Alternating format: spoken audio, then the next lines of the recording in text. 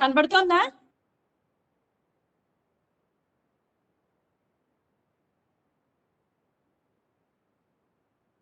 కనబడుతోందా?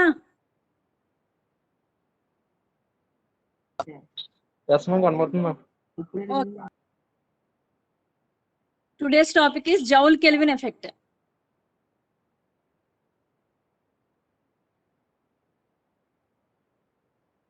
Joule-Kelvin effect.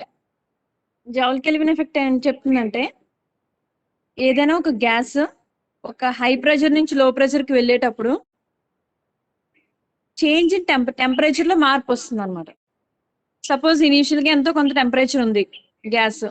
ఇప్పుడు ఏం చేస్తామంటే హై ప్రెషర్ నుంచి లో ప్రెషర్ కి గ్యాస్ ని పంపేటప్పటికి టెంపరేచర్ లో కూడా మార్పు వస్తుంది. గ్యాస్ యొక్క టెంపరేచర్ లో మార్పు వస్తుంది. సపోజ్ ఇక్కడ ఒక 50 డిగ్రీ సెంటిగ్రేడ్ ఉంది గ్యాస్ యొక్క టెంపరేచర్ 50 డిగ్రీ సెంటిగ్రేడ్ అనుకుందాం. ఇప్పుడు హై ప్రెషర్ అప్లై చేస్తాం ఇక్కడ. హలో,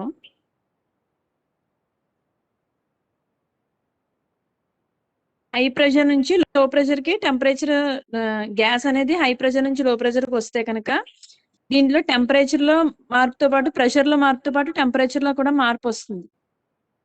దీన్నే జౌల్-కెల్విన్ ఎఫెక్ట్ అంటారు. సపోజ్ ఇక్కడ ఒక గ్యాస్ ఉంది, దీని యొక్క ప్రెషర్ ఎంత P1, టెంపరేచర్ T1. ఇప్పుడు ఈ గ్యాస్ మీద హై ప్రెషర్ అప్లై చేసామని అంటే పిస్టన్ ని ఫాస్ట్ గా ఇలా లోపలికి చూస్తే హై ప్రెషర్ అప్లై చేసాం.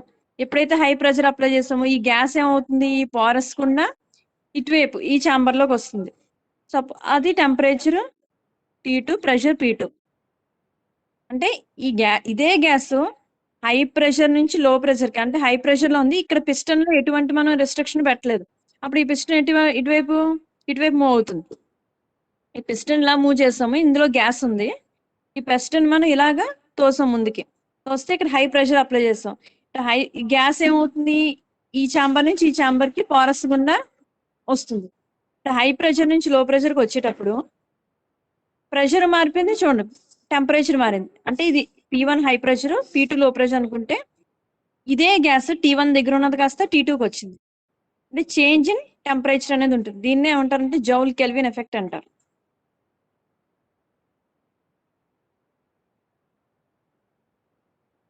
So when gas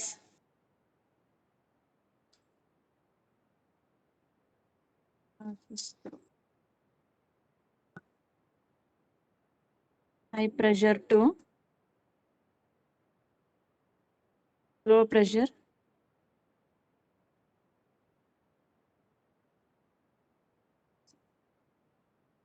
there is a change in temperature.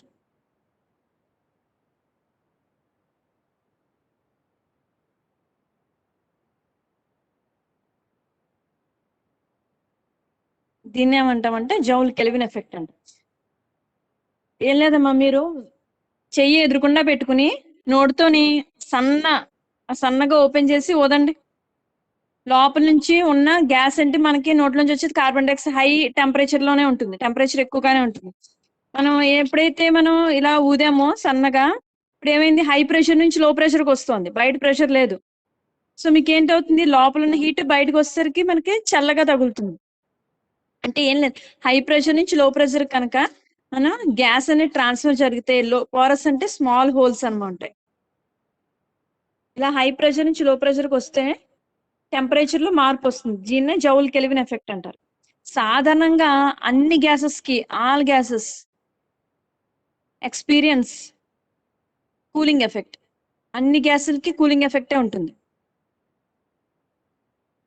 అన్ని గ్యాసులు అంటే ఈ హై ప్రెషర్ నుంచి లో ప్రెషర్కి వస్తే అన్ని గ్యాసులకి ఎటువంటి ఎఫెక్ట్ ఉంటుందంటే కూలింగ్ ఎఫెక్టే ఉంటుంది.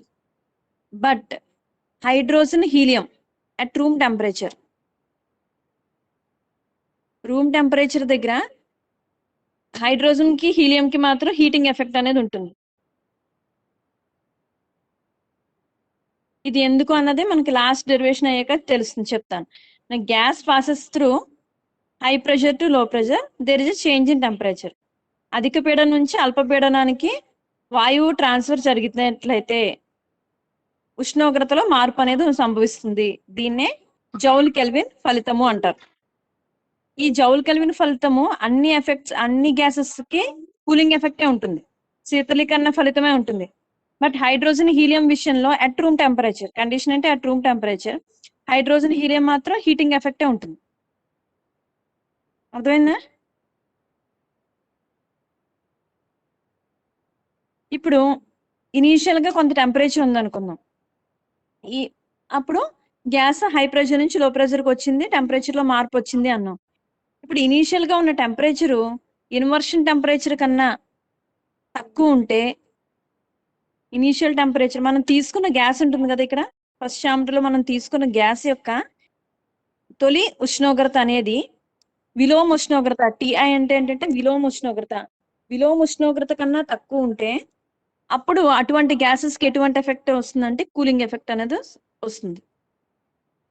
మనం తీసుకున్న గ్యాస్ యొక్క టెంపరేచర్ విలోమ టెంపరేచర్ కన్నా తక్కువ ఉంటే, ఇన్వర్షన్ టెంపరేచర్ కన్నా తక్కువ ఉంటే కూలింగ్ ఎఫెక్ట్ అనేది జరుగుతుంది. మనం తీసుకున్న గ్యాస్ యొక్క temperature greater than inversion temperature ఉంటే అవి హీటింగ్ ఎఫెక్ట్ అనేది, వాటికి ఈ హీటింగ్ ఎఫెక్ట్ అనేది ఉంటుంది.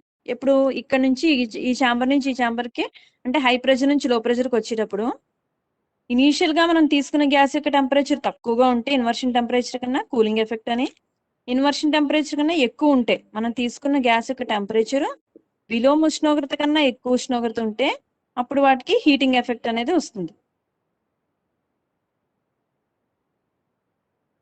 అసలు విలోమ ఉష్ణోగ్రత అంటే ఏంటి? విలోమ ఉష్ణోగ్రత అని దేని అంటామంటే, సపోజ్ మనం ఏదో టెంపరేచర్ ఉన్న గ్యాస్ తీసుకున్నాం, దీని యొక్క టెంపరేచరు విలోమ ఉష్ణోగ్రత తక్కువ ఉన్న ఒక గ్యాస్ ని తీసుకున్నాం, దీని మీద హై ప్రెషర్ అప్లై చేస్తాం. హై ప్రెషర్ అప్లై చేస్తే హై ప్రెషర్ నుంచి లో ప్రెషర్కి వచ్చేసరికి ఖచ్చితంగా విలోమ ఉష్ణోగ్రత కన్నా తక్కువ ఉష్ణోగ్రత తీసుకున్నాం కాబట్టి కూలింగ్ ఎఫెక్ట్ అనేది వస్తుంది. ఇప్పుడు మనం తీసుకున్న గ్యాస్ యొక్క టెంపరేచర్, అదే గ్యాస్ యొక్క టెంపరేచర్ ని ఇంకా పెంచాం, అయినా కూలింగ్ ఎఫెక్ట్ వస్తుంది. ఇంకా పెంచాం, అయినా కూలింగ్ ఎఫెక్ట్ వస్తుంది. ఒక పర్టికులర్ టెంపరేచర్ దగ్గరికి వచ్చేసరికి ఆ తీసుకున్న గ్యాస్ మీద హై ప్రెషర్ అప్లై చేస్తే కూలింగ్ ఎఫెక్ట్ రాదు, హీటింగ్ ఎఫెక్ట్ అనేది వస్తుంది. ఏ టెంపరేచర్ దగ్గర అయితే ఇనీషియల్ టెంపరేచర్ ఏ టెంపరేచర్ దగ్గర అయితే కూలింగ్ ఎఫెక్ట్ నుంచి హీటింగ్ ఎఫెక్ట్ కి మారుతుందో ఆ టెంపరేచర్ ని ఇన్వర్షన్ టెంపరేచర్ అంటారు. చూడండి పేర్లో ఉంది ఇన్వర్షన్, విలోమ, దాని ఫలితం మారిపోతుంది, ఇన్వర్షన్ టెంపరేచర్. ఇది అర్థమైతేనే డెరివేషన్ లోకి వెళ్దాం. మళ్ళీ చెప్తాను, జాగ్రత్తగానండి. When gas passes through high pressure to low pressure, మనం ఏం చేసామంటే ఈ పిస్టన్ ని ఇలా మూవ్ చేసాం, హై ప్రెషర్ ఇచ్చాం, ఏమవుతుంది? ఇక్కడ నుంచి బయటికి వెళ్ళలేదు, ఇవన్నీ నాన్ కండక్టింగ్ ఇన్సులేటర్స్, ఇక్కడ నుంచి బయటికి వెళ్ళలేదు గ్యాస్, ఇలా బయటికి రాలేదు, ఇలా బయటికి రాలేదు, ఖచ్చితంగా ఈ పోరస్ నుంచి ఇటువైపుకి వెళ్లాల్సిందే, ఇంకో ఛాన్స్ లేదు. ఇప్పుడు హై ప్రెషర్ అప్లై చేసాం, ఈ గ్యాస్ అంతా ఈ పోరస్ నుంచి ఇటువైపుకి వచ్చింది, ఇక్కడ ఎటువంటి ప్రెషర్ లేదు, ఈ పిస్టన్ పక్కకు జరిగింది.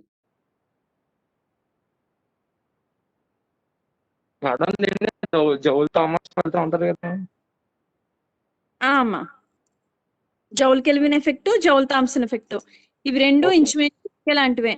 కాకపోతే జౌల్ థామ్సన్ ఎఫెక్ట్ అనేది లో టెంపరేచర్ ఫిజిక్స్ లో చదువుతాం.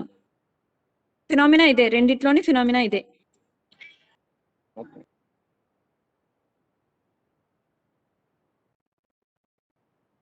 కనబడుతుందమ్మా? కనబడుతుంది. ఓకే వీరబాబా, మొన్న క్లాస్ లో ఇది దీని గురించి రైట్.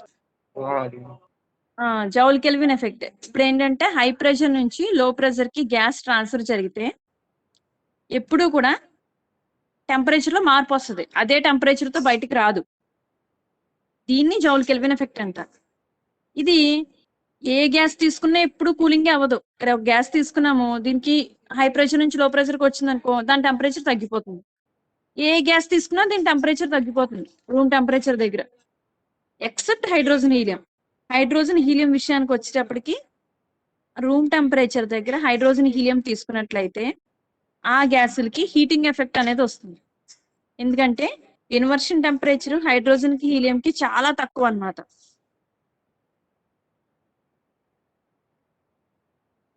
అందువల్ల రూమ్ టెంపరేచర్ అనేది హైడ్రోజన్ హీలియం టెంపరేచర్ కన్నా విలోమ ఉష్ణోగ్రతల కన్నా ఎప్పుడు ఎక్కువగానే ఉంటుంది కాబట్టి వాటికి హీటింగ్ ఎఫెక్ట్ అనేది సంభవిస్తుంది.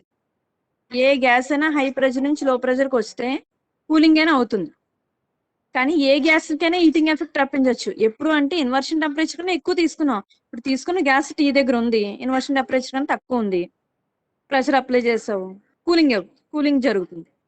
మళ్ళీ టెంపరేచర్ పెంచావు, ఇక్కడ మనం తీసుకున్న గ్యాస్ కి టెంపరేచర్ ని ఇంకా కొంచెం పెంచి ఇక్కడ నుంచి హై ప్రెషర్ నుంచి లో ప్రెషర్ పంపితే మళ్ళీ కూలింగ్ ఎఫెక్ట్ వచ్చింది. మళ్ళీ ఇంకా టెంపరేచర్ పెంచు, మళ్ళీ హై ప్రెషర్ నుంచి లో ప్రెషర్ కి పంపు, మళ్ళీ కూలింగ్ ఎఫెక్ట్ వస్తుంది. ఒక పర్టికులర్ టెంపరేచర్ దగ్గర ఇంకా పెంచుతూ ఉంటాం కదా, ఒక పర్టికులర్ టెంపరేచర్ దగ్గర వచ్చేసినప్పటికి ఇక్కడ నుంచి మళ్ళీ హై ప్రెషర్ అప్లై చేస్తావు. అప్లై చేస్తే ఇప్పుడు కూలింగ్ ఎఫెక్ట్ రావాలి కదా, రాదు, హీటింగ్ ఎఫెక్ట్ మారిపోతుంది. అంటే కూలింగ్ ఎఫెక్ట్ నుంచి హీటింగ్ ఎఫెక్ట్ మారిపోతుంది. ఏ టెంపరేచర్ దగ్గర అయితే ఇనీషియల్ టెంపరేచర్ మనం తీసుకున్న గ్యాస్ యొక్క ఇనీషియల్ టెంపరేచర్ ఏ టెంపరేచర్ దగ్గర అయితే కూలింగ్ ఎఫెక్ట్ కాస్త హీటింగ్ ఎఫెక్ట్ గాను, ఒకవేళ హీటింగ్ ఎఫెక్ట్ ఉంటే కూలింగ్ ఎఫెక్ట్ గాను ఇలా మారుతుందో దాన్ని ఏమంటారంటే ఇన్వర్షన్ టెంపరేచర్ అంటారు, విలోమ ఉష్ణోగ్రత. అర్థమైందా మీకు లేదా?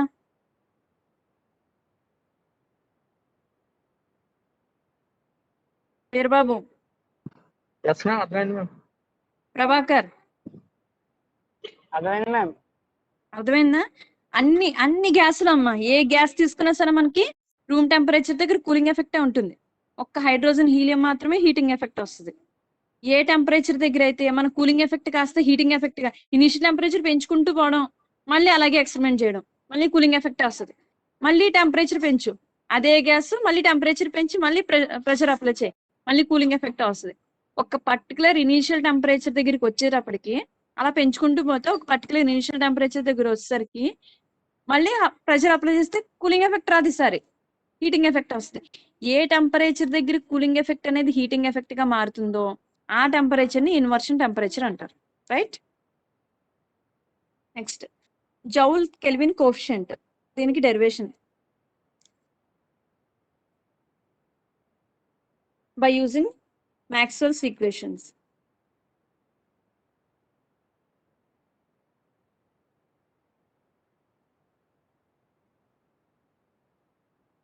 జౌల్ కెల్విన్ కోఎఫిషియంట్, ఈ జౌల్ కెల్విన్ కోఎఫిషియంట్ ని ఫైండ్ అవుట్ చేయాలి అంటే టెంపరేచర్ తో పాటు ప్రెషర్ లో మార్పు ఎలా ఉంటుంది అన్నది దానికి ఒక ఎక్స్ప్రెషన్ ఫైండ్ అవుట్ చేయాలి. దాన్ని జౌల్ కెల్విన్ కోఎఫిషియంట్ అంటారు. ఇది ఎలా ఫైండ్ అవుట్ చేస్తాం అంటే by using Maxwell's equations.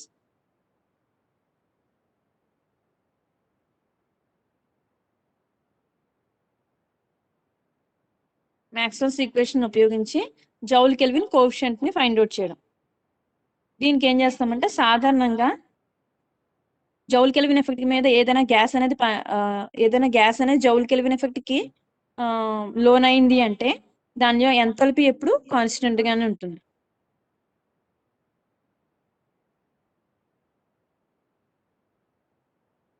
A gas తీసుకున్నా సరే ఎంథాల్పీ అంటే ఏం లేదమ్మా, టోటల్ హీట్ అని.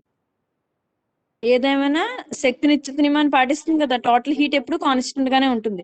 సో ఎంథాల్పీ ఎప్పుడు కాన్స్టెంట్. ఏమైనా gas suffers joule Kelvin effect, total enthalpy of the gas యొక్క టోటల్ ఎంథాల్పీ అనేది ఎప్పుడు కాన్స్టెంట్ గానే ఉంటుంది. H is constant. మనం చెప్పుకున్నాం H is equal to you plus PV. మనం మాక్స్వెల్స్ ఈక్వేషన్స్ డెరైవ్ చేసినప్పుడు థర్మోడైనమిక్ పొటెన్షియల్స్ చెప్పాను మీకు, గుర్తుందా? Enthalpy, thermodynamic potentials. ఈ చాప్టర్ లో థర్మోడైనమిక్ పొటెన్షియల్ చెప్పినప్పుడు ఎంథాల్పీ గురించి చెప్పాను. Enthalpy expression H is equal to you plus PV. So d H ఏమవుతుంది? 0. హెచ్ కాన్స్టెంట్ అంటే డిహెచ్ 0. సో డిహెచ్ అంటే derivative of U plus P V equal to 0. So derivate చేస్తే d U plus పిడివి plus విడిపి equal to 0. ఓకేనా? D U ఇక్కడ U V formula P d V plus విడిపి equal to 0.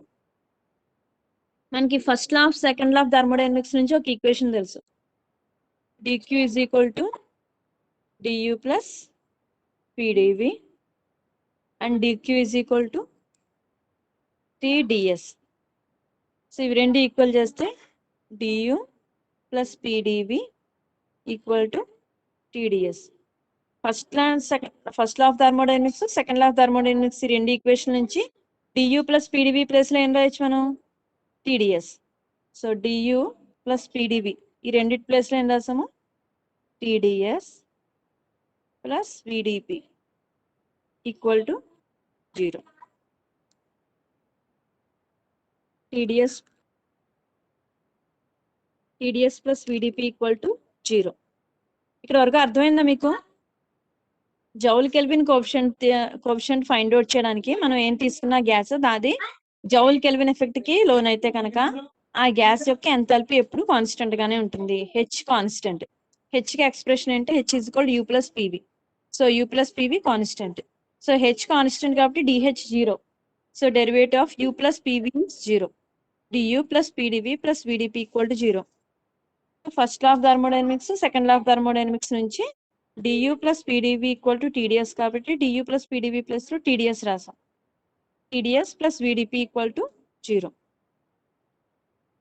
ఇప్పుడు మనం ఎంట్రోపీలో entropy తీసుకున్నాం. ఎస్ అనేది ఏంటి? Entropy. It is a function of p, t. మనం ప్రెషర్ టెంపరేచర్ గురించే కదా మాట్లాడుతున్నాం. So S is a function of p, t.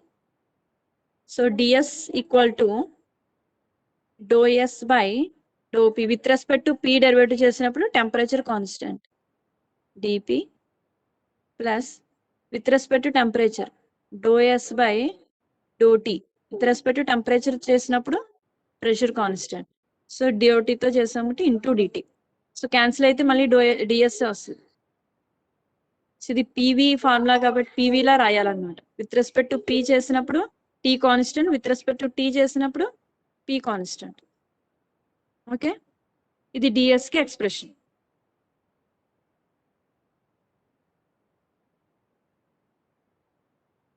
So ఇక్కడ మనం వచ్చిన ఫస్ట్ ఈక్వేషన్ లో డిఎస్ ని సబ్స్టిట్యూట్ చేయండి. టీ ఇంటూ డిఎస్ అంటే ఏమొచ్చింది మనకి? Do S by do T, do S by do P at constant T DP with respect to పితో చేసినప్పుడు plus do S by do T at constant P DT. ఈ DS place మనకు already వచ్చింది కదా. DS place లో do S by do P at constant DP plus do S by do T at constant P DT. ఇదే expression మనం first వచ్చిన equation లో వేసుకుంటున్నాం. డిఎస్ ప్లేస్ లో టీ ఇంటూ డిఎస్ ప్లేస్ లో ఇదంతా వేసాం plus విడిపి equal to 0.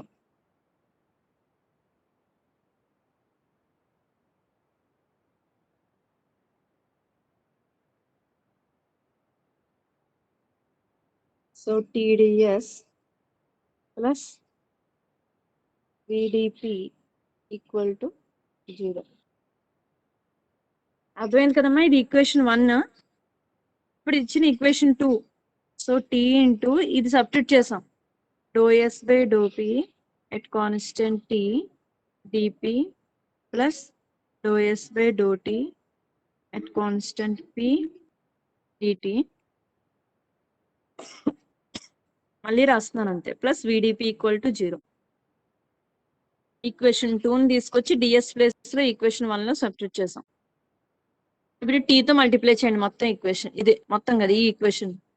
Tea into do S by do P at constant T DP plus T into do S by do T at constant P DT plus విడిపి equal to 0.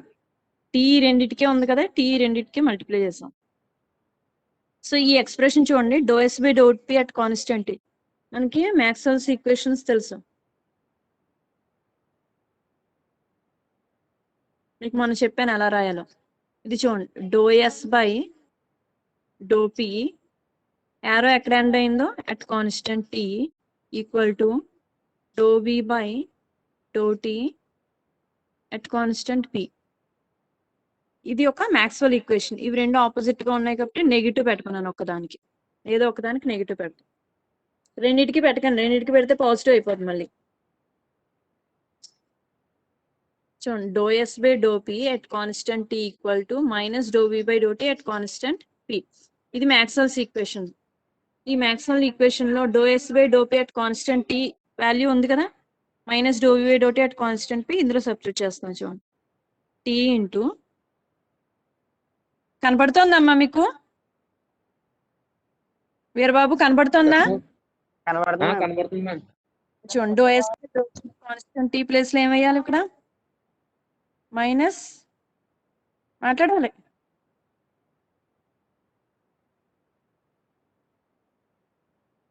అమ్మా Veerababu, yes ma'am. అడుగుతున్నాం కదా, మాట్లాడాలి. Do S do P at constant T place లో ఏం వేయాలి? Do S by do T to T equal to minus do minus V by do T do V by do T మాట కావాలి, అందుకే అంటున్నాను. Minus do V by do T constant P constant P. Okay at constant P అనాలి. Okay. Do S by do P at constant T equal to minus do V by do T at constant P, అదే substitute చేసాం. DP DP లాగే రాసాం. Plus TDS, TDS place లో ఏం రాయొచ్చు?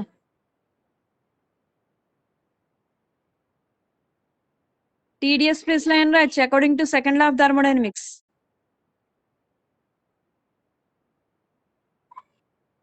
మర్చిపోయారా? T into do S ఉందా, T do S place లో ఏం రాయొచ్చు? డో క్యూ రాయొచ్చు. రాసాం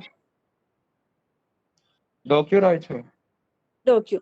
సో ఇక్కడ ఏంది? Do Q by do T at constant P into DT. ఇక్కడ టీడీఎస్ ప్లేస్ లో ఏం రాసా? డో క్యూ రాసా. Do Q by do T at constant P DT plus విడిపి equal to 0. ఓకేనా? చూడండి, ఇక్కడ ఏముంది? Minus T do V by do T at constant P DP plus DQ by DT at constant P. దీని ఏమంటాం మనం? Specific heat at constant pressure CP. ఈ ఈ ఈ క్లాస్ ను ఫస్ట్ నుంచి వినలేదు కదమ్మా వీరబాబు, విన్నావా? మొన్న ఒక రోజు ఆబ్సెంట్ అయ్యాను మ్యామ్. రావాలి రోజు. సరే, do Q by do T at constant P అంటే ఏంటి? సిపి అనా? నిన్న మొన్న చెప్పుకున్నాం సిపి సివి గురించి. Specific heat at constant pressure, specific heat at constant volume. విశిష్టోష్ణము, స్థిర పీడనం వద్ద విశిష్టోష్ణము. DQ by DT at constant P అంటే స్థిర పీడనం వద్ద విశిష్టోష్ణము into DT plus విడిపి equal to 0. ఇప్పుడు డిపి ఇక్కడ ఉంది, డిపి ఇక్కడ ఉంది. డిపిలన్నీ ఒక చోట తీసుకెళ్ళి సిపిడిటి ఒక దగ్గర ఉంచండి. సిపిడిటి ఇటువైపు ఉంచాను, డిపి టర్మ్స్ అన్ని అటువైపు తీసుకు. ఇక్కడ మైనస్ ఉంది కాబట్టి ఇటువైపుకి వెళ్తే plus. T do V by do T at constant P DP minus plus VDP ఇటువైపుకి వెళ్తే మైనస్ విడి. ఓకేనా? ఇప్పుడు ఈ రెండిట్లో ఏం కామన్ తీయచ్చు?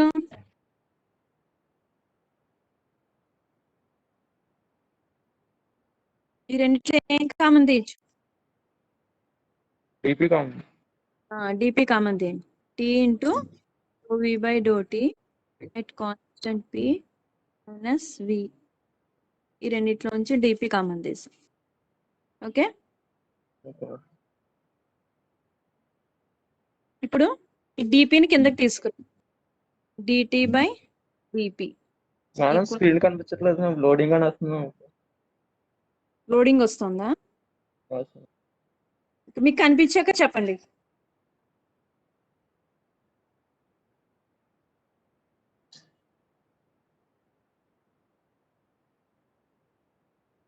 మళ్ళీ ఆఫ్ చేసి ఆన్ చేయండి.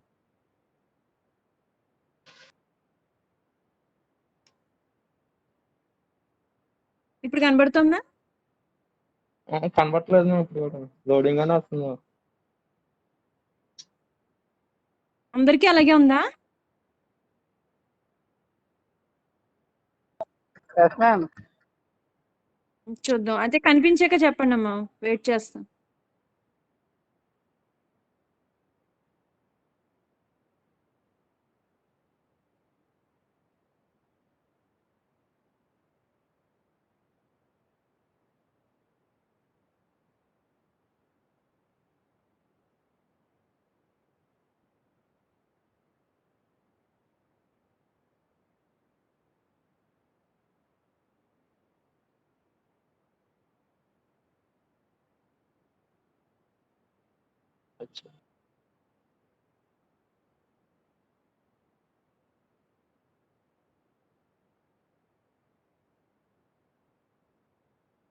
ఇంకా కనిపించట్లేదండి. ఏం చేయను మళ్ళీ స్టాప్ వీడియో చేసి స్టార్ట్ చేయనా? జూమే బాగుంది అంటున్నారు పిల్లలు. జూమే బాగుంది అంటున్నారు పిల్లలు.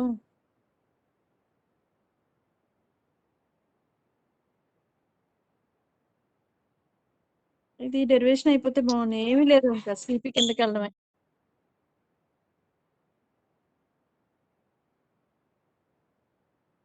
మాకు కనబడిందా? నోమా కనబట్టలేదు madam.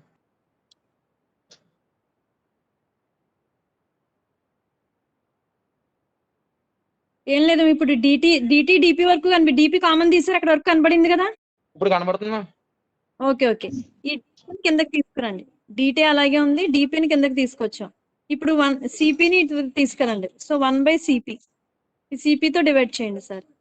So T into do V by do T at constant P minus V. దీన్ని ఏమంటామన్నా జౌల్ కెల్విన్ కోఎఫిషియంట్ అంటాం. చూడండి, జౌల్ కెల్విన్ కోఎఫిషియంట్ అంటుంది అంటే టెంపరేచర్ ప్రెషర్ తో పాటు టెంపరేచర్ లో మార్పు ఎలా వస్తుంది అన్నది స్టడీ చేస్తాం ఈ ఈక్వేషన్ ఉపయోగించి. సో దీన్ని ఏమంటామంటే జౌల్ కెల్విన్ కోఎఫిషియంట్ అంటాం.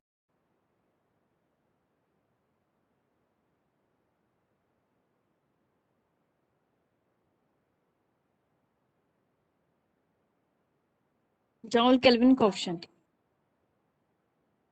డెరివేషన్ మళ్ళీ చెప్పనా అమ్మా ఒకసారి? వీరబాబు, అర్థమైంది మ్యామ్. డెరివేషన్ అర్థమైంది కదా. నేను ఇది ఫోటో వాట్సాప్ పెడతాను. మ్యామ్ గ్యాస్ సిలిండర్స్ లో ఏ ప్రొసీజర్ నే వాడతారా మ్యామ్? అమ్మా గ్యాస్ సిలిండర్ లో ఈ ప్రొసీజర్ నే వాడతారా మ్యామ్? గ్యాస్ లిక్విడ్ గా మార్చడానికా? Yes ma'am. అది చెప్తాను కదా, జౌల్ థామ్సన్ ఎఫెక్ట్ అంటున్నావు కదా మొన్న. దాంట్లో ఇదే ప్రొసీజర్ అక్కడ చదువుకుంటారు మీరు. జౌల్ థామ్సన్ ఎఫెక్ట్ లో అంటే గ్యాస్ ని లిక్విడ్ గా ఏ విధంగా స్టోర్ చేసుకోవచ్చు అన్నది కూడా ఉంటుంది అన్నమాట.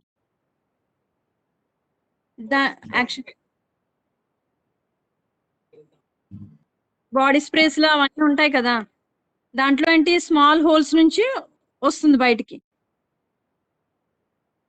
ఒక తుంపర్లాగా. అందులో ఉండే ఎఫెక్ట్ అంతా కూడా కెల్విన్ ఎఫెక్టే. ఆ ప్రొసీజర్ ఆ గ్యాస్ ఉంటుంది కదా, మనం ఎలా ప్రెస్ చేయగానే ఏమవుతుందంటే స్మాల్ హోల్స్ నుంచి హై ప్రెషర్ నుంచి లో ప్రెషర్ కి బయటకు వస్తుంది. కూలింగ్ ఎఫెక్ట్ అనేది మనం అబ్జర్వ్ చేస్తాం.